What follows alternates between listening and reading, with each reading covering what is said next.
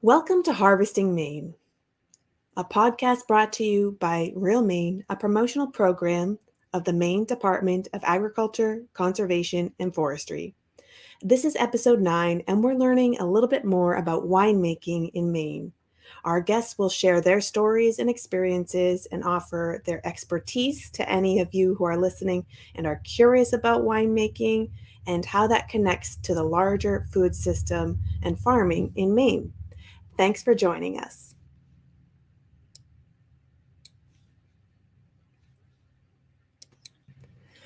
Tony, let's start with you. If you would, please introduce yourself and tell us a little bit about your winery.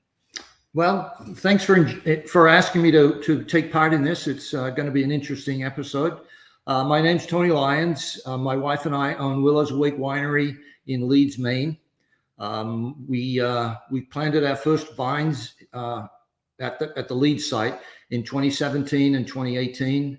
Currently, we have about 8 acres with planted vines.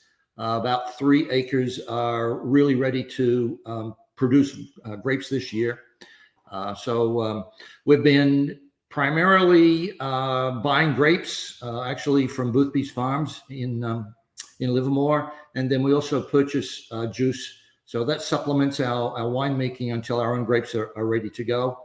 We also operate a restaurant year-round. So we have an on-site restaurant. We're really one of, I think, the first winery restaurants in Maine. We're a destination restaurant more than drive by and say, oh, let's stop there. People come here for a reason. They can sit on the porch and basically enjoy a meal and a drink looking out over the vineyards. Excellent. So glad to have you with us. And let's turn it over to Amanda from 1820 Wines. Tell us a little bit more about your business. Sure. Yes, my name is Amanda with 1820 Wines. We are based in Portland, down on Anderson Street. We are also a winery, but we don't grow anything. But we are making wine out of rhubarb. So we have local Maine farmers who are growing the rhubarb for us, and then we bring it into our production space and turn their beautiful crop into wine. And then last year we bought just over 10,000 pounds of locally grown rhubarb. That's a lot of rhubarb. A lot of rhubarb, yeah. Yeah, and so this is a curious topic for me. It's springtime right now, and our listeners will, you can listen to this anytime, but it's a nice toasty day here, first toasty day of spring, and I'm sure that the rhubarb is popping up across farms. So how did this particular product, like raw material, raw ingredient, come to be a wine ingredient? Back to your weather comments. I bet with this sun, after the weather we've had, the rhubarb's growing so fast, you can hear it stretching. It's one of those, you go out one day and your plant is like this big. You go out the next day and it's like this big. So I grew up in Maine. I grew up on Peaks Island. Rhubarb's very cool. It's been a part of growing up in Maine forever. But my professional background is in marketing. So I was working for, I would say, kind of the beginning of this story for me is I was working for a company that was based in Burgundy, France, and they were small producers who were trying to learn how to sell direct to consumer. So I was learning a lot more about wine from these amazing farmers and growers and makers, and realizing that they were family-owned businesses. And they were very relatable. And then the idea of rhubarb wine kind of came across my desk from a friend. It used to be a thing in the 1800s. Everyone was using the leftover rhubarb for winemaking. And if anyone has rhubarb, you have too much rhubarb. So people were making a lot of rhubarb wine because at the end of a season, you have to pickle or ferment things, especially in the 1800s. We didn't have the freezing capabilities we do now. So people were making rhubarb wine for medicinal purposes, and they were encouraging farmers to put in more rhubarb to make more wine. And then from what I was learning about winemaking, I thought that probably wasn't too bad because of the flavor of rhubarb. It has that really bright flavor, and it has that really nice acidity, which is what I like in the wines that I like to drink. So did some experimenting, did some winemaking, blah, blah, blah, lots of money. 5 to 7 years later, here we are. That's exciting, and I love that there's always like a connection between these things. When you mentioned rhubarb, and like you just have so much of it, it sounds like if people don't know what rhubarb is, but they know what zucchini is in their home gardens, like rhubarb is like the springtime equivalent of zucchini, maybe. I don't know that we'll have zucchini wine. Probably better that we stick to rhubarb, but yeah, and like zucchini, then you're trying to figure out what to do with it, right? Like you can only make so many pies, you can only make so many breads, like you can only make so much zucchini bread. So it's just like you're running out of things to do with all this zucchini, or in my case, rhubarb. Rhubarb, which is great. And Tony, you were telling me before we came on air about some of the products that you're already getting ready to put into production. Can you walk us through the steps of, Right. kind of one Sure. phase to the next? I'll just make one additional comment to build on what Amanda said. Folks in Maine have been making wine since Maine had settlement. I mean, the first wineries in Maine were fruit wines, and people still make fruit wine. We made some apple wine this past year, blueberry wine. There's a lot of fruit wine being made in Maine. We actually started, the way we got into it was we had a neighbor that planted some grapevines, and we were driving up the hill and he was planting them. And I stopped and I said, what are you doing? He said, well, I'm planting some grapevines. And I said, well, I didn't think you could go grow wine grapes in Maine. And he said, well, you can. These are hybrids, and I got them from upstate New York. So we did some research, and sure enough, actually the University of Minnesota has been breeding cold hardy plant varieties for decades. So Honeycrisp apple is a University of Minnesota development.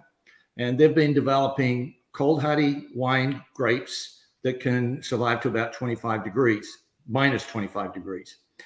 So without actually, I'll give them a plug, without the University of Minnesota, there probably would not be a grape wine industry in the northern states where it gets really cold. So that goes from the Dakotas all the way across the southern Canadian provinces into Maine, New Hampshire, and Vermont.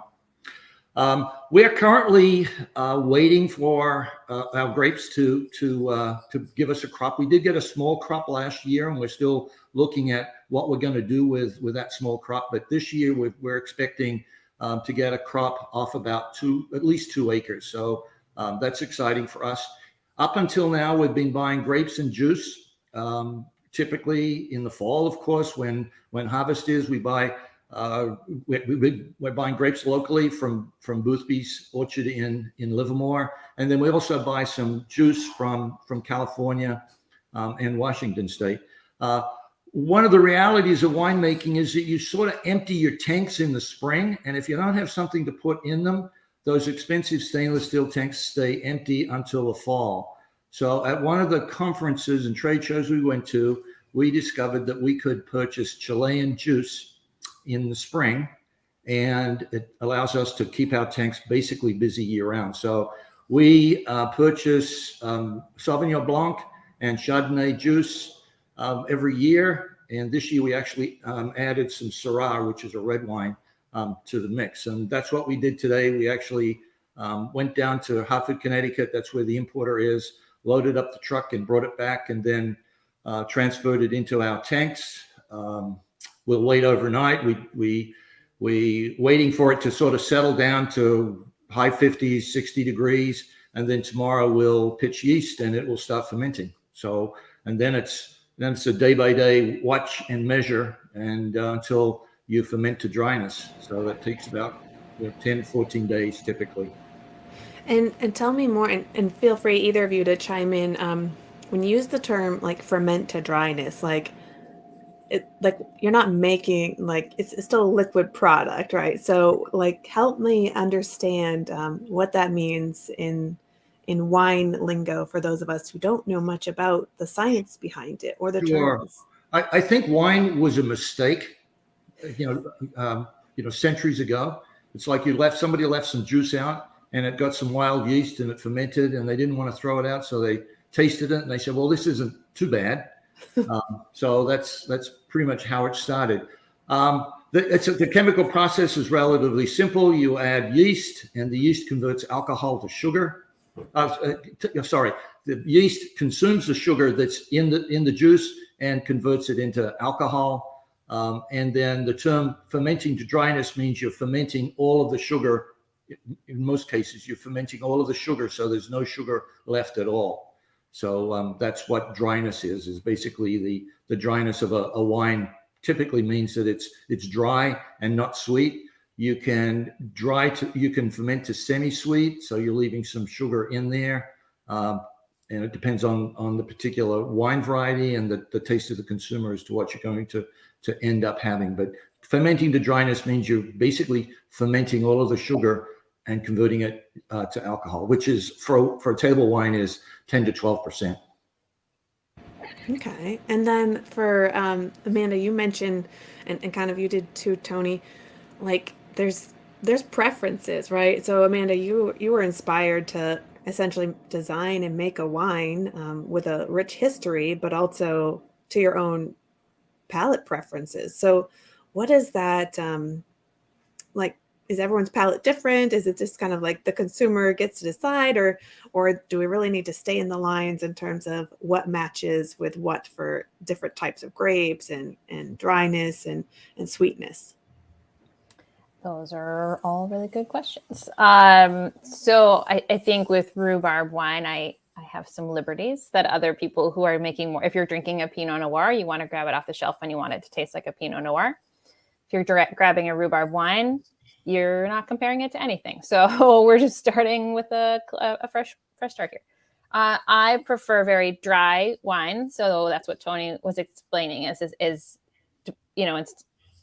not sweet and unsweet. You have sweet wines, and then dry is like the other end of the spectrum. So our like flagship product, Victoria, is a very dry wine. And then over the years, we started making more wines so that when people come in for a tasting, you're tasting multiple wines along that range. Because wine is very subjective. There's not, other than like it has gone bad, there is not like good or bad wine. It's just what people's tastes are. And then your taste also changes over time. So people typically start liking sweeter wines. And as they get older and more surly, we start to like more dry wines. So now in the tasting room, we've added some other Maine grown products to try and make our wines to have more of a range. So we have our Victoria, which is very dry.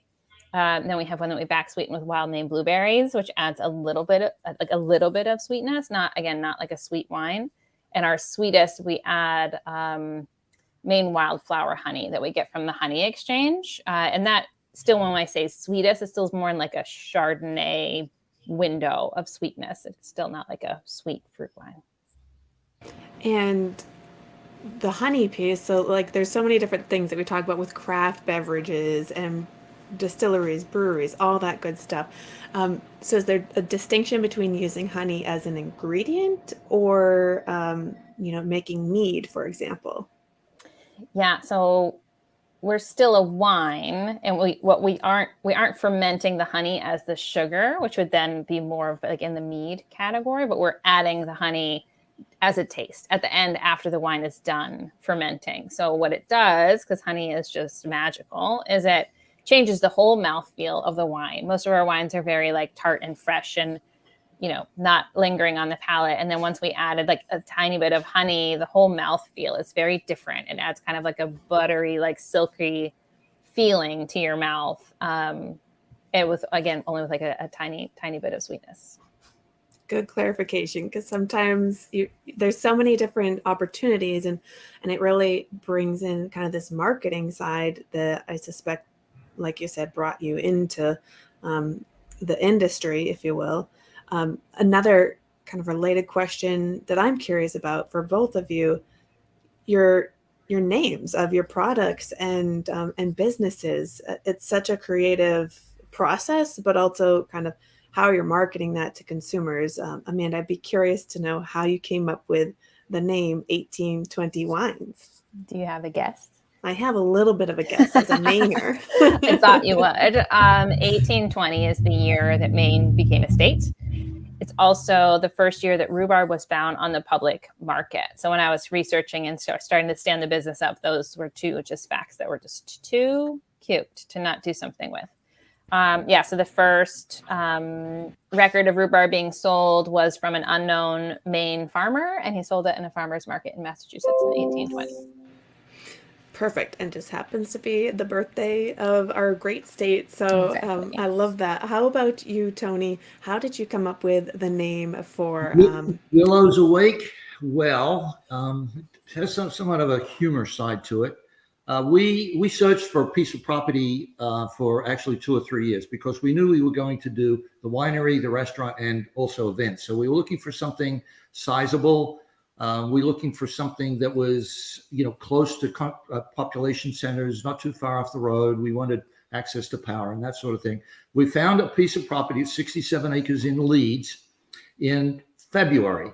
So there was snow on the ground, and it was half of the property is an old hayfield.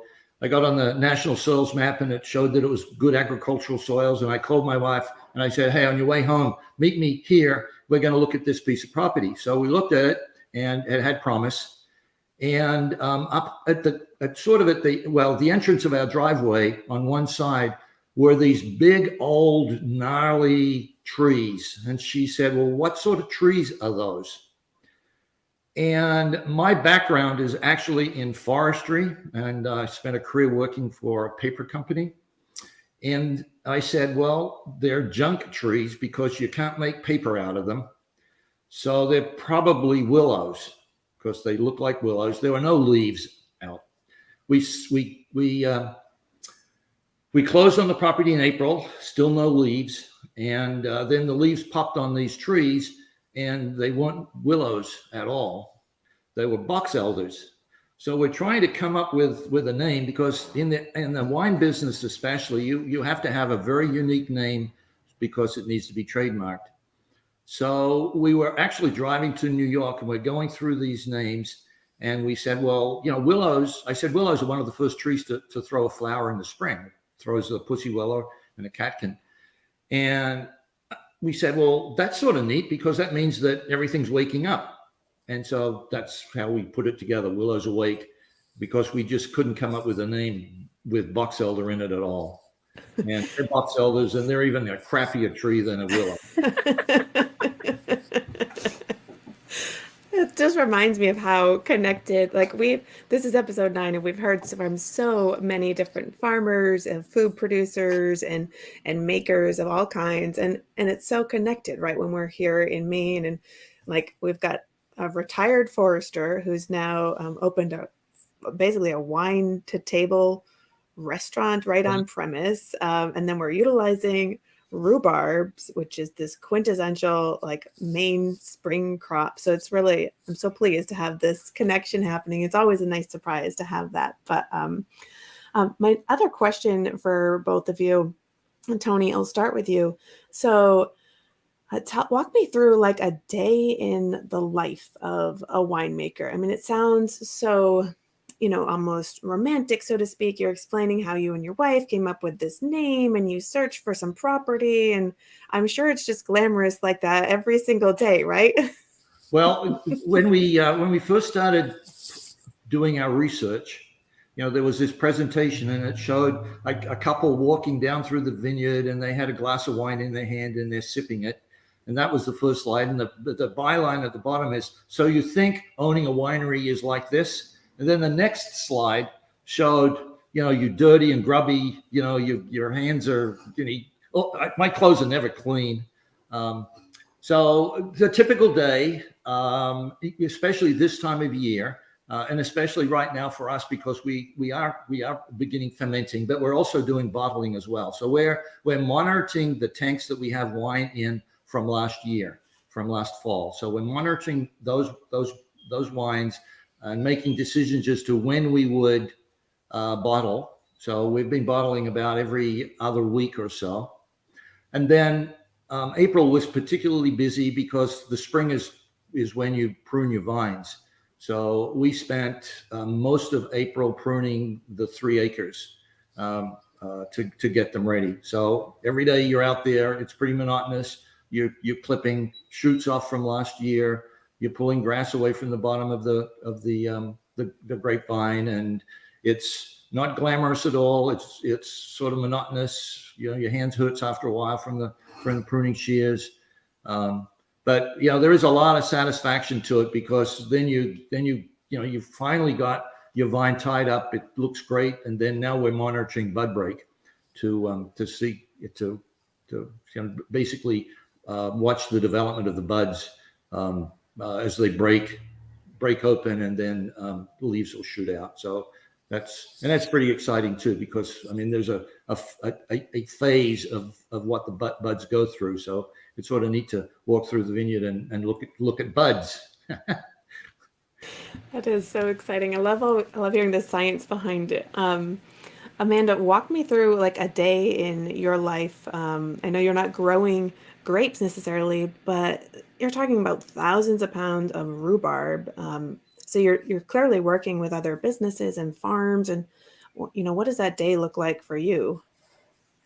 I feel bad hearing Tony's story, because I don't know if you know this, Tony, but the weather wasn't really good this April. So just thinking about you. Yeah, I know.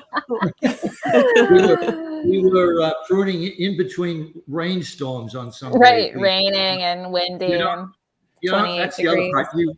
When you have something to do, you have to do it, and whether or not you get out there and do it. So yeah, we had some sloppy days.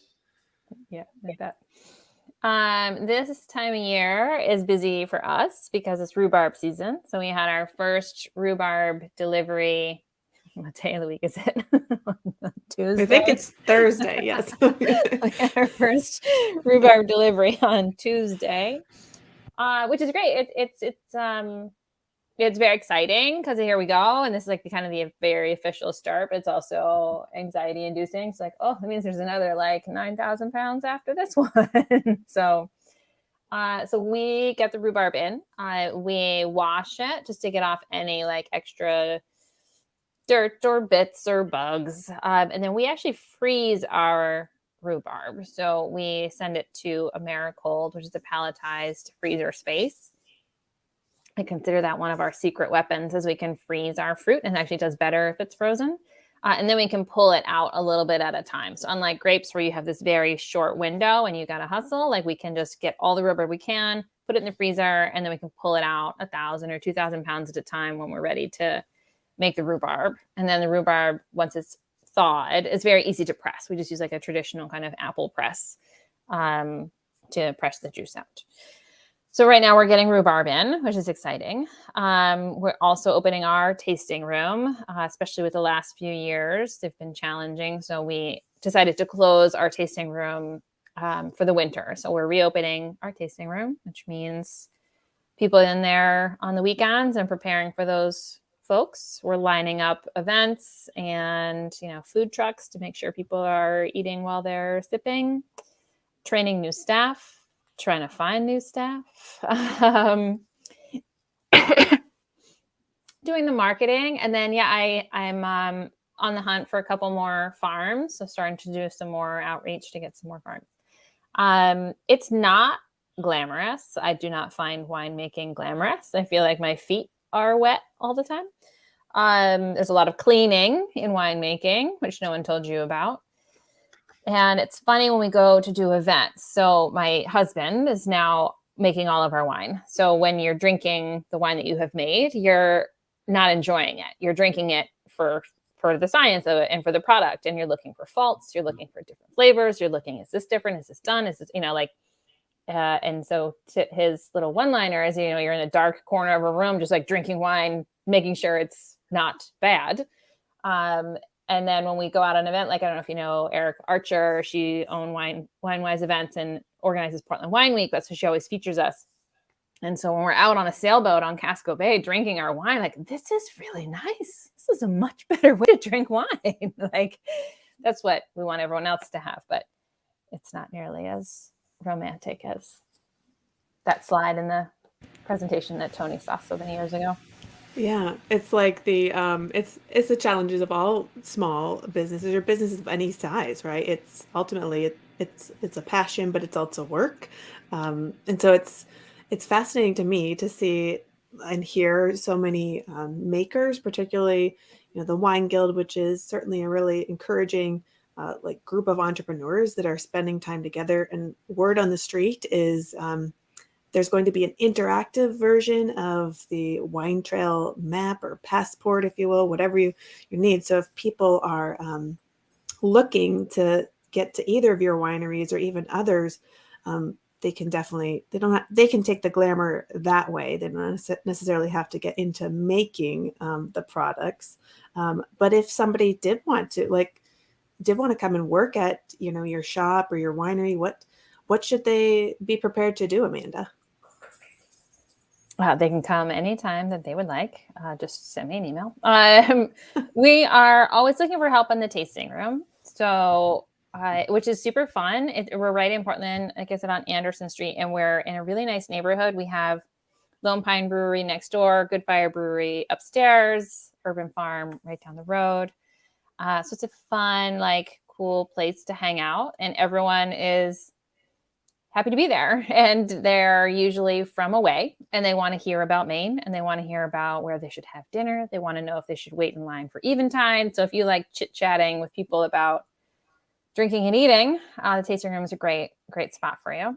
And then we're also always looking for help with production. In the spring, in particular, lugging 10,000 rhubarb is hard. It's a lot of rhubarb. So, many hands make light work. So, and then anyone who has been interested, we've taught them more about the fermenting process and gotten them more involved in production and bottling and some deliveries or doing store tastings. So at this point, when people show interest, we let them try it. It's less for me to do.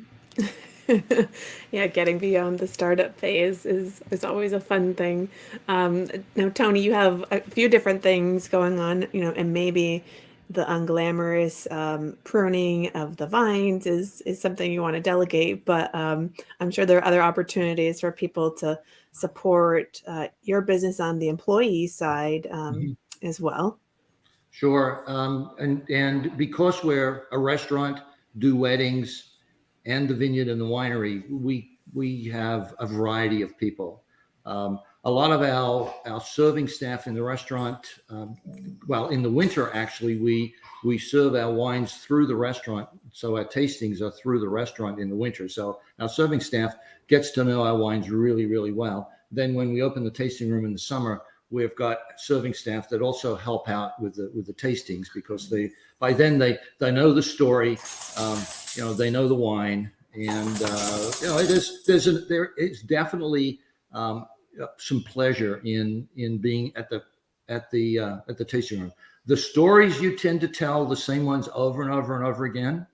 But what is amazing is there's people really enjoy hearing about what we're doing, why we did it, how we're doing it. And then there's just this general intrigue about you're really making wine in Maine. And then what we really like is when somebody drives in and they say, wow, it's like driving into a winery in Napa. Mm-hmm. We really like that. And we've gotten that comment. So that's a real compliment for us. But event staff, lugging things, we mow every week. Sometimes in the height of the season, we're mowing a couple of times a week. That's the grounds around the buildings, but then also between the vines. We're monitoring for disease. Fortunately, these varieties tend to be very disease resistant. And then we monitor for insects as well. The two that we worry about is rose chafers, which are a bug that comes out at the end of May, and then of course Japanese beetles that everyone gets to enjoy. And really it depends on how many there are. The Japanese beetle actually can help you, because you really don't want your grapes to be shaded at all. So if the Japanese beetles are munching away and reducing the vine volume, there's a point where that's okay. So and we practice minimal intervention both in our winemaking and in the vineyard as well. Yeah, tell us a little bit more about essentially this horticultural portion of tending the grapes. So you don't want them to be shaded, right? So that means removing their leaves a little bit, and the bugs are helpful, but probably you do some manual culling, if you will, of that. Why is that important? Well, it's the quality of the wine in the end, because really good wine starts in the vineyard. You can't make good wine out of bad grapes. You can also stress your vines to the point where they're just too much load, so the grapes just don't ripen. So you'll be picking underripe grapes. So it's really hard to go through and pick clusters off that just to reduce the volume. But we pruned, so we've got a cordon that's growing on a wire, and that's where our fruiting zone is going to be. But we also have buds that will sprout on the actual trunk of the grapevine, and those have to be pulled off. And we do it by hand. In California and on the big wineries, they have machines that do it, but we do it all by hand. You walk down and you're pulling leaves and checking flowers. That's always an exciting time too, when your actual little grape flowers show up. And then it's just you do get to walk in the vines a lot when you're monitoring, the progression of ripening, and then just looking for any problems that you may have. And is there a point where you can visually test, or is there kind of like a tool that helps this grape is ready, let's get this harvest going come fall? Yep. Well, you walk through the vines and you start tasting grapes. That's typically what you do. But when you really start to decide when harvest time is, you use a device called a refractometer, which basically refracts juice through light, and it tells you what the sugar content of the grapes are. So we are looking for a Brix, BRIX of 22 to 24. And fortunately or unfortunately, Mother Nature tends to dictate harvest. Also, availability of labor as well. You go through relatives real quick. It's sort of fun to come and pick grapes the first time, but sometimes the following year there's not quite as many relatives or friends that show up. You follow the weather. If you've got a really stretch of rain coming, you want to get your grapes in, because it's not good to pick grapes when they're wet. And then also, because they tend to ripen towards the end of September, you're watching for early frosts, which can actually freeze the grapes if you leave them on too long. And what do you do do you leave them on the vine, or is there up until now, run out there with a hairdryer? Yeah, right. there are devices that you can put out in your vineyard to ward off of frost, keep the ground warmer, or have air currents going through. In the fall, we just pick, and if it looks like we have to pick early, then we can make some adjustments in the winemaking process if they're a little underripe. So you can make some adjustments when you're making the wine.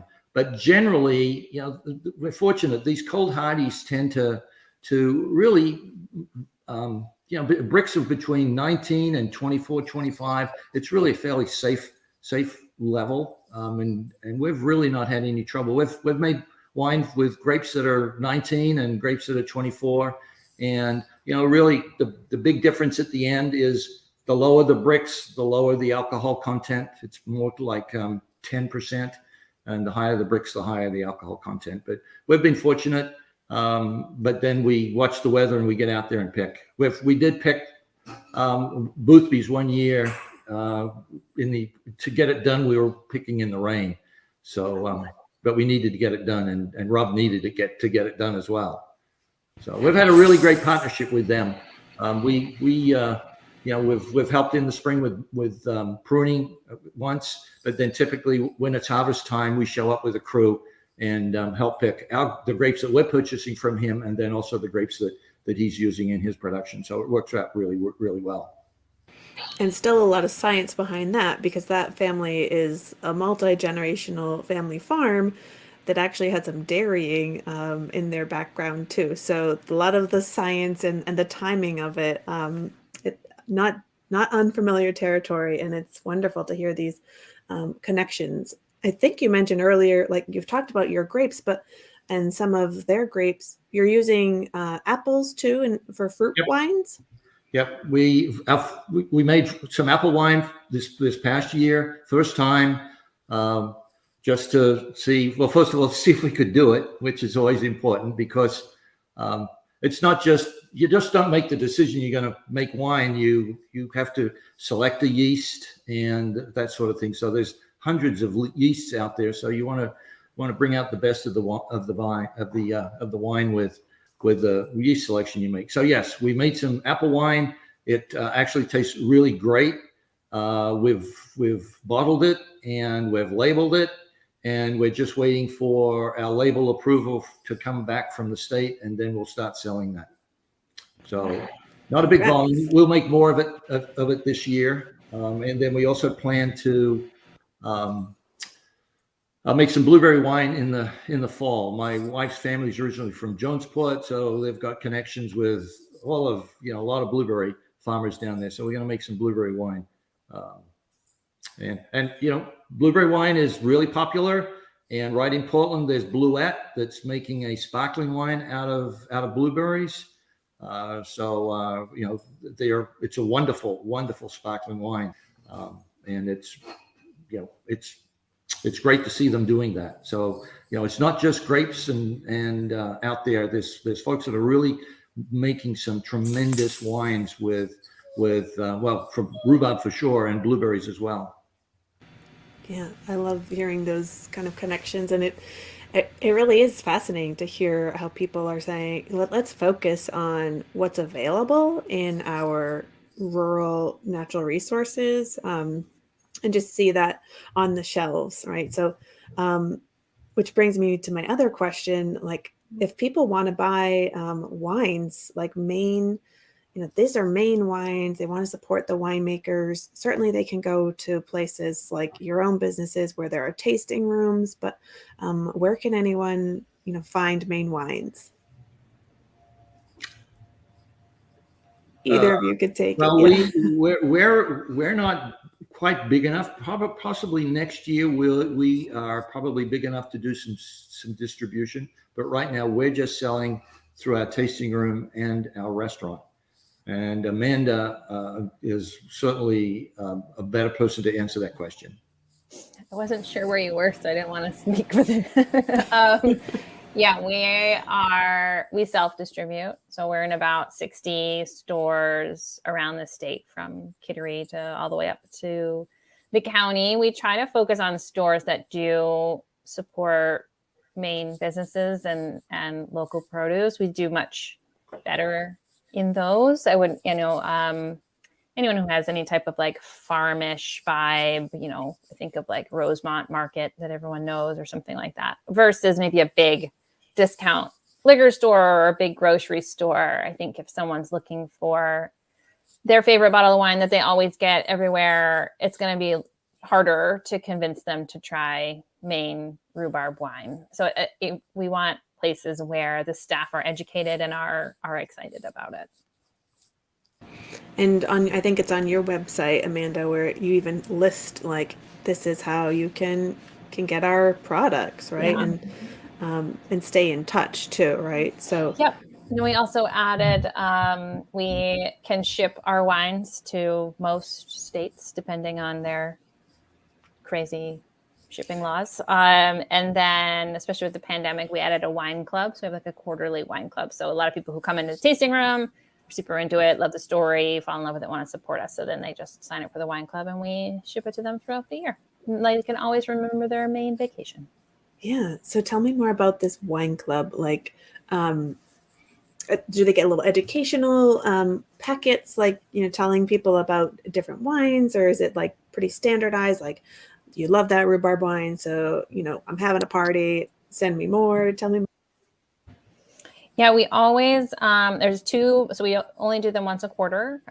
We do always a bottle of Victoria, which is like our flagship and the product that we started with. And then we try and put something else in, and we try and make it special. So like our summer wine is called Fete. That comes out in June for Portland Wine Week, but the wine club people will get it first. And then we try to add another little like extra thing in there, something made from like a local Maine artist or a recipe card or chocolate from a Maine chocolatier, just to kind of keep it, fun. Always fun. Always fun. Yeah. We hear so many positive things about that. And I'm curious to know, so you talked about featuring different products. We get a lot of questions from across the board, people who love to enjoy Maine farm products and ingredients, like pairings, like anything from, snacks to entrees to cheese boards, or, I guess they're calling them fancy Lunchables now. But what are some good basic pairings for people who are looking to use Maine wines, and maybe like fish or vegetables or meats? Do you want to take that, Tony, and talk about? Well, this is sort of one of the most controversial areas, I think, because typically and generally, white goes with white meats and red goes with red meats. But it really comes, the way I like to approach it is, if you like white wine and don't like red wine, then you should drink white wine with whatever you're going to eat. Now, certainly, a heavy-bodied red with a really juicy steak is probably going to be the best pairing. But if you don't like heavy reds and you enjoy drinking, a white, a Chardonnay, or Sauvignon Blancs are really popular right now. People really should enjoy not just what they eat, but also what they drink. But typically, whites will go with lighter meats, and reds will go with redder meats. But then there's a range of even reds. You have light-bodied reds like a Pinot, and heavy-bodied reds like a Cabernet Sauvignon. So it comes down to personal preference. And as Amanda said, people tend to start drinking sweet wine, and then over time they start drinking white wine as well. And then over time they'll start into drier wines, and then sort of at the end of their drinking career, so to speak, they're drinking the really tannic Cabernet Sauvignons that you just know you're drinking wine because you get that mouthful when you finish.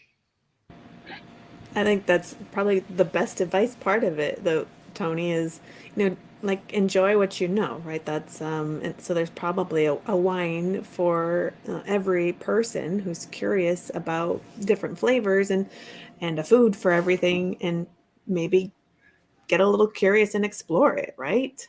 Right. There's definitely truth that wine will taste different with some foods, with a lot of different foods. So wine by itself will have one particular sensation and taste, and then if you add a food to it, a cheese or a meat, it can taste. It brings out a little bit more of the wine's character.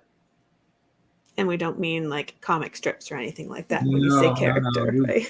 It's wine is one of those strange things, is that it evolves in the bottle, but then it also evolves in the glass as it gets exposed to air. So it can actually change. And I'm not sure if that's because the alcohol has sort of this effect on the brain that says, oh, I'm enjoying this and it's just tasting different and better. Who knows? I don't know. The important thing is to drink responsibly and drink to enjoy. I like that take. Any thoughts on that, Amanda? No.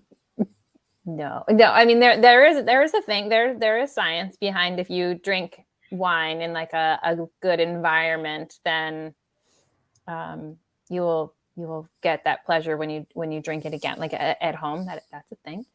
Our wines are, again, typically on like the drier side, the bright and like the drier side. So we tend to pair ours with like, the typical, like any fatty meats, cheeses, or some type of like white fish. And I think you just always want to make sure you're balancing. I mean, yeah, a really big, bold red is just going to completely dominate like your ceviche. So just don't do it. Good take. So be mindful of the moderation, right? But I mean, let's try to experiment. Like, it's going to taste different, and in everyone's mouth is different. So I'm not as strong on there's these like rules, but you should try different things. And that's really the advantage of wine tasting, is people can go and taste different wines in small quantities and decide what they like and what they don't like, or experiment with something that's brand new. And that's one of the challenges that we have with the cold hardy hybrids is people are not familiar with Frontenac or Marquette or Itasca. I mean, these are strange names. So we try, and that's part of the reasons why we're making some classic wines with Chardonnay and Sauvignon Blanc, so that when people do a tasting, they're tasting wine that we produce, but they can taste a Chardonnay and an Itasca, or they can taste a Marquette and a Syrah, and understand that, well, it's a different name, it tastes different, but it's still good. So there's an educational piece to the way we do tastings to ensure that people start with something that they're familiar with, and then can sort of then experiment and branch into the cold hardy varieties that most people have never heard of. And yeah, we have people come to wine tastings and wine drinking with their own history with wine and what it means and what they've learned. So we have a very hard time selling our wine without comparing it to something else. Like we have to say it's like a Sauvignon Blanc, or this is like a Chardonnay. Like this is what people just like having those lanes. So I think it's smart that Tony has the more traditional one, so people can taste the difference and feel comfortable that they are like, oh, this is like this and this is not like that. Yeah, make a reference point. So Amanda, your tasting room is opening up shortly, and Tony, is your tasting room currently open? We're opening the tasting room Memorial Weekend, but people can come and do tastings at the restaurant under our restaurant license. We have two licenses. We have a restaurant license and we have a winery license. That's a whole podcast right in itself. The way that so talk about the non-glamorous stuff, right? Right. But we do tastings through we self-distribute. Our best customers is the restaurant. So the restaurant sells wine tastings. Excellent. So it's so exciting. If our listeners are curious, doesn't matter whether you're tuning in the springtime or later on, just go to your websites for both of you, and you can stay connected. A couple other questions about like what your customers are saying, because it was so fun you got talking about it a little bit, but like just a pleasant surprise. Like this is special. This is a moment. What are some examples of what you've heard people say when they go to your tasting room? We'll start with you, Amanda. I have often joked that I want to put a secondary sticker on the wine, because what everyone says, everyone, when they drink it, they look at me like, oh, this actually tastes good. I'm like, thank you. That was kind of the idea. So I want to put like a sticker that, like, it actually tastes good. Like, no, people are often pleasantly surprised. I think that's going to be something strange. We've done plenty of events where the host asks us not to tell what it is, which is to kind of pour behind the curtain, and everyone's drinking it and, talking, oh, I think this is a French rosé or blah, blah. And then we get to do the big reveal that, no, it's just Maine grown rhubarb. Perfect. Yeah, that's a great story. How about you, Tony? Any gems like that? Well, people are surprised. First of all, they're surprised that somebody's building a winery and having a tasting room. So, that we get that a lot. There's just surprise. And, so we get a lot of people who are very, very inquisitive. And we get a lot of people who are very interested in what we're doing.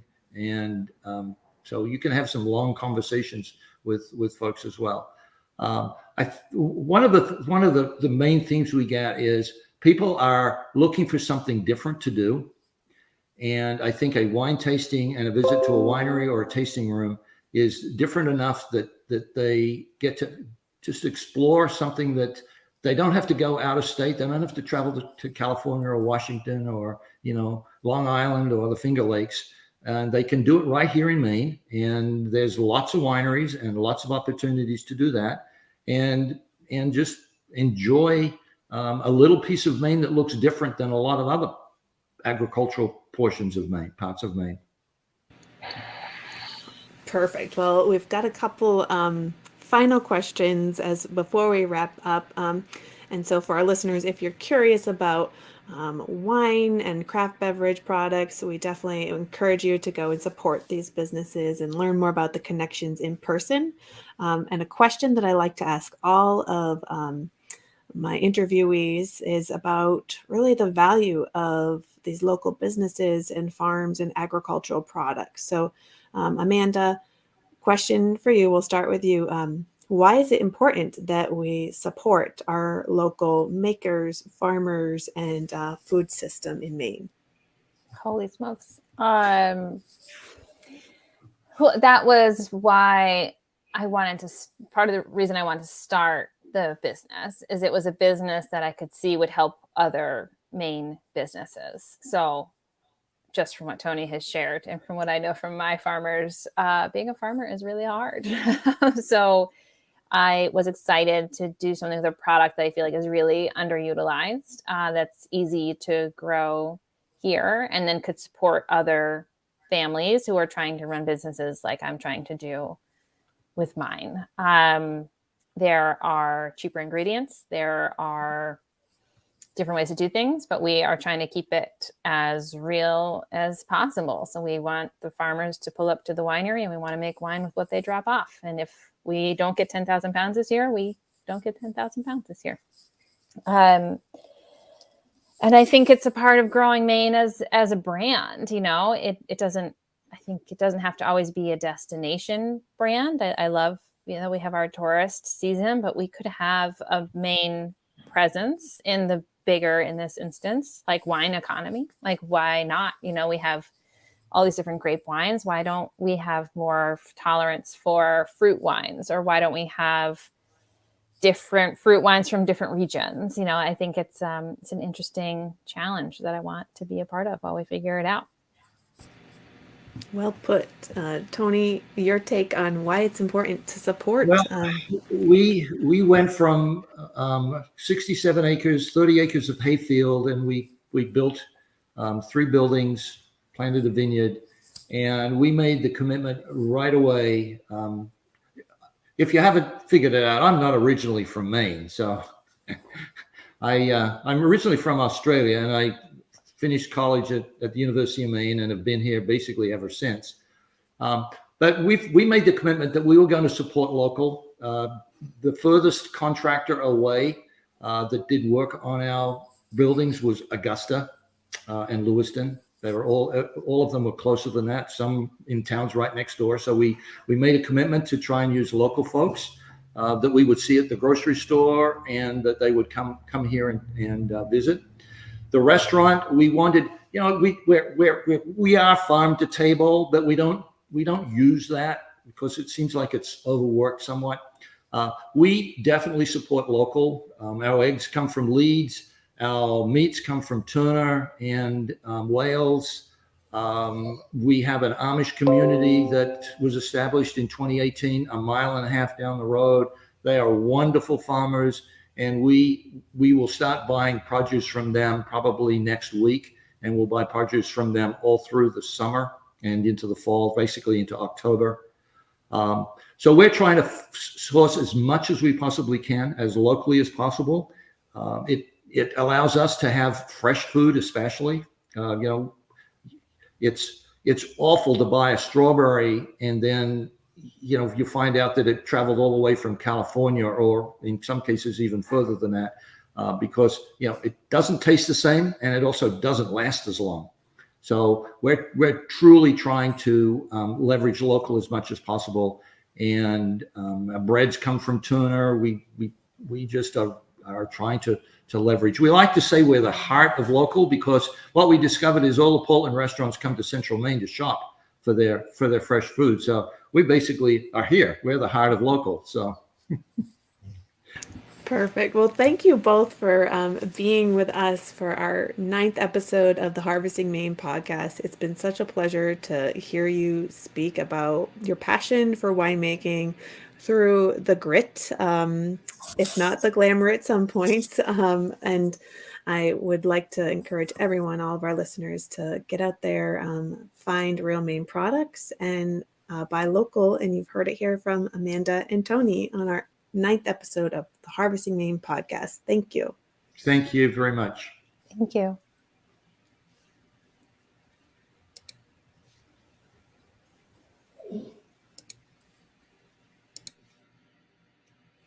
Harvesting Maine is produced by Real Maine, a promotional program of the Maine Department of Agriculture, Conservation, and Forestry. You can learn more about products at www.realmaine.com.